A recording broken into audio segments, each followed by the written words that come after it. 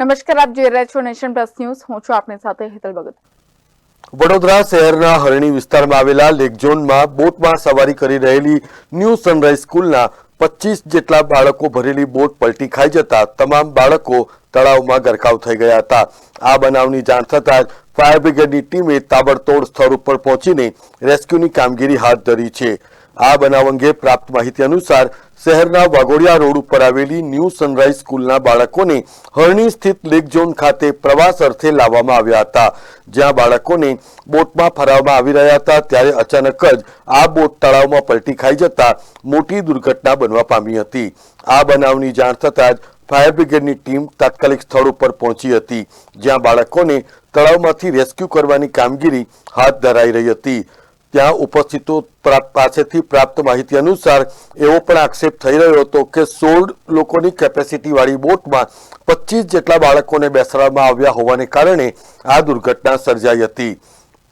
આ બનાવને પગલે સ્થાયી સમિતિના અધ્યક્ષ ડોક્ટર શીતલ મિસ્ત્રી સહિત વડોદરા પોલીસના ઉચ્ચ અધિકારીઓ અને વડોદરા મ્યુનિસિપલ કોર્પોરેશનના નગરસેવકો ઘટના સ્થળે દોડી ગયા હતા. આ દુર્ઘટનાને પગલે વડોદરા ફાયર બ્રિગેડની તમામ ટીમો સ્થળ ઉપર કામે લાગી છે અને પ્રાપ્ત માહિતી અનુસાર નાના ભૂલકાઓને બહાર કાઢીને સયાજી હોસ્પિટલમાં તાત્કાલિક સારવાર અર્થે લાવવામાં આવી રહ્યા છે.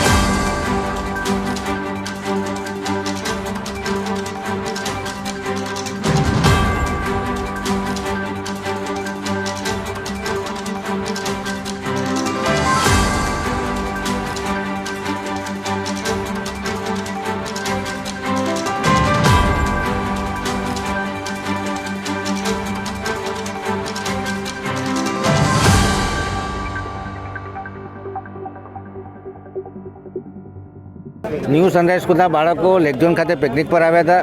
બોટિંગ કરવા માટે બાળકો બોટમાં ચડ્યા અને બાળકો છે ખેલકૂદ કરતા હોય, એક બાજુ વજન વધી ગયું, એના લીધે બોટ ઇમ્બેલેન્સ થઈ એવું પ્રાથમિક પૂછતાછમાં માલુમ પડેલ છે.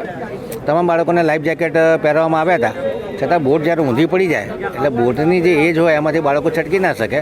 નાના બાળકો હોય 3-4 મિનિટ ઓક્સિજન ન મળે તો એમની મૂવમેન્ટ બંધ થઈ જાય અને ગંભીર પ્રકારનો બનાવ છે. કેટલા બાળકોની સંખ્યા છે હજુ જાણી શકાયું નથી, પણ 5 થી 6 બોડી અંદરથી કાઢવામાં આવી છે અને હજુ આપણે કહેવાય કે શોધખોળ ચાલુ છે. ફાયર બ્રિગેડના જવાનો, ફાયર બ્રિગેડની ટીમો અને ડ્રાઈવરો અહીંયા કામે લાગ્યા છે. તમામ બાળકોએ લાઈફ જેકેટ પહેર્યા તેવું કોન્ટ્રાક્ટરનું કહેવું છે. બોડી નીકળી છે એમાં પણ લાઈફ જેકેટ દેખાય છે, પરંતુ સ્થળ પર તરવૈયા રાખવા પડે કે આવું કોઈ બનાવ બને તો તાત્કાલિક આ બાળકોનું રેસ્ક્યુ કરી શકાય એવું હોય એવું લાગતું નથી.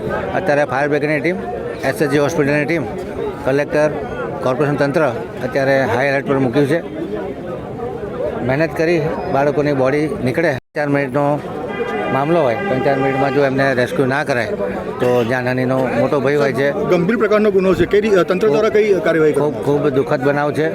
આ બાબતમાં પોલીસ ડિપાર્ટમેન્ટ, કોર્પોરેશન જે કોઈ એક્શન લેવાના હશે, કારણ કે જ્યારે બાળકો પિકનિક માટે આવ્યા હોય ને નિષ્કાળજી રાખવામાં આવી હોય કોન્ટ્રાક્ટર દ્વારા તો ખૂબ ગંભીર બેદરકારી કહેવાય. આમાં કોઈને બક્ષવામાં નહીં આવે. ड्राउनिंग का कितने लोग अभी सर कितने लोग हैं और कितने लोग 27 बच्चे थे। वी आर ट्राइंग, जो हो सकता है एडमिनिस्ट्रेशन से। आप चिंता मत करिए, चलिए ठीक है।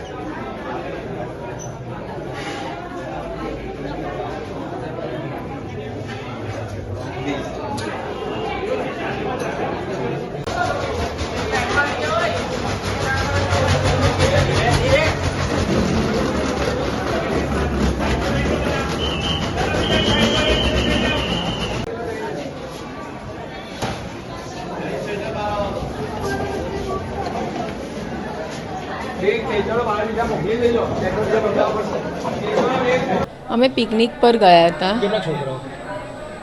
હવે મારા ગુજરાતી મીડિયમના 32 છોકરાઓ હતા. ઇંગ્લિશ મીડિયમના મને નથી ખબર કેટલા હતા. લગભગ 30ની આસપાસ હશે. લગભગ એટલા હશે. અરેના ફન ટાઈમ હરની. હવે એ તો મને નથી ખબર. અમે લોકો તો અમારા છોકરાઓને લઈને સામે નીકળી ગયા હતા બોટમાંથી, અને પછી અમે કીધું કે આ લોકોને કેમ આટલી બધી વાર લાગી. તો અમે જોયું તો એક બોટ ઊંધી વળી ગઈ હતી. તો અમે બધાને બૂમ પાડી કે એક બોટ ઊંધી વળી ગઈ છે. પછી જોયું તો અમારા છોકરાઓ જ હતા. લગભગ 4:30 પછીનું હશે. અમે લોકો તો ત્યાં દોડતા દોડતા ગયા, અને જે છોકરાઓને નીકળતા હતા એ લોકોને પૂછ કરીને બધા બહુ બધા ત્યાં માણસોને બધા હતા. ફાયર બ્રિગેડને ફોન કર્યો તો 108ને. અમે તો 15 જણને લાવ્યા હતા. એ મને નથી ખબર એમાં કેટલા આવ્યા હશે. એ તો અમને નથી ખબર. હવે એ કેટલા જણને લાવ્યા એ અમને નથી ખબર. અમારા સ્ટાફના 2 મેડમો છે, ફાલ્ગુનીબેન પટેલ અને સુરતી છાયાબેન. હા, બંને ટીચરો છે.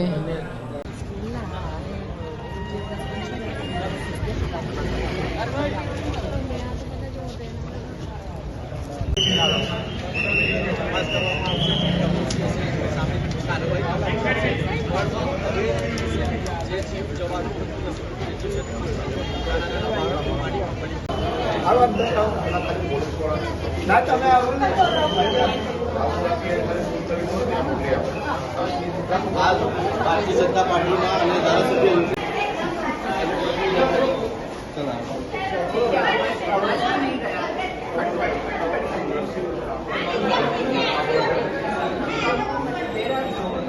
વડોદરા શહેરમાં હરણી મોટના તળાવની બાજુમાં લેક ઝોન છે. એ લેક ઝોનમાં શાળાના વિદ્યાર્થીઓ છે એ પ્રવાસના ભાગરૂપે ત્યાં ગયા છે, અને પોતે જ્યારે બોટિંગ કરતા ત્યારે બોટિંગ દરમિયાનમાં કોઈ દુર્ઘટના બની છે. દુર્ઘટનાની માહિતી મળતા વડોદરાના માન્ય ધારાસભ્ય યોગેશભાઈ, ચૈતન્યભાઈ, જાગૃતિબેન કાકા અને અન્ય સંગઠનના લોકો એસએસજી હોસ્પિટલ ખાતે પહોંચ્યા છે. તો સાથે સાથે એક મોટી ટીમ કોર્પોરેશનની ડેપ્યુટી મેયર, સ્થાયી અધ્યક્ષ અને બીજા બધા લોકો એ મોટના તળાવ ખાતે પહોંચ્યા છે. અત્યારે એમાંથી 4 લોકોને અહીંયા સિરિયસ કન્ડિશનમાં લાવવામાં આવ્યા છે. એસએસજી હોસ્પિટલના સુપરિન્ટેન્ડન્ટ ડૉક્ટર રંજન અય્યર અને એમની સમગ્ર ટીમ એમને સારવારના સંદર્ભનું કામ કરી રહી છે.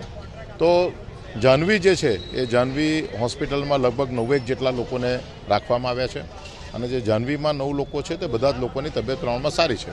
હજુ અંદર કોઈ છે કે નહીં એની માહિતી નથી, પરંતુ ફાયર બ્રિગેડ 3 થી 4 લોકોની તપાસ કરી રહી છે જે અંદર કદાચ ડૂબી ગયા હોય એમના માટેની તપાસ ચાલે છે.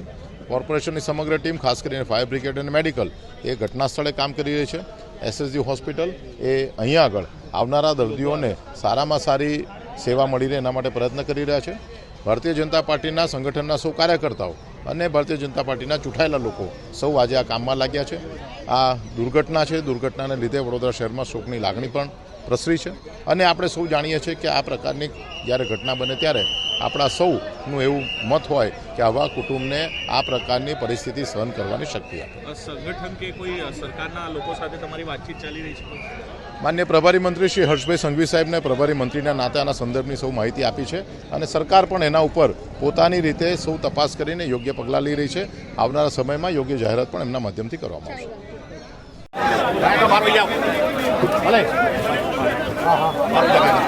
સમાચારોના સતત અપડેટ માટે નેશન પ્લસ ન્યૂઝના યુટ્યુબ ચેનલને સબસ્ક્રાઇબ કરો, બેલ આઇકન દબાવો અને ફોલો કરો ઇન્સ્ટાગ્રામ, ફેસબુક અને ટ્વિટર પર.